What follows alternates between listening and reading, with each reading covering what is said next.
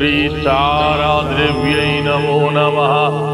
ॐ ह्रीं नमो नमः। ॐ ह्रीं नमो नमः।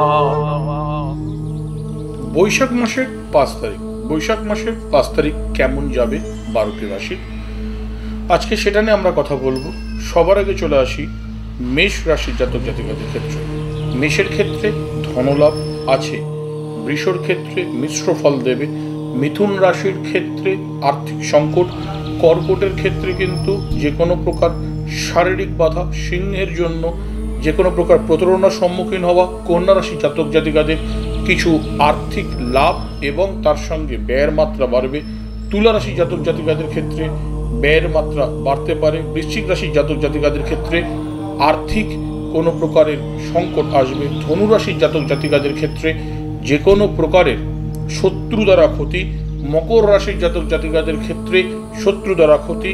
কুম্ভ রাশির জাতকাদের ক্ষেত্রে কিন্তু দিনটি মিশ্র ফল দেবে।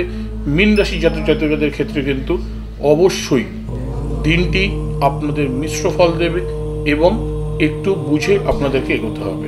জয় মহাকাল, জয় মা তারা, জয় গুরু।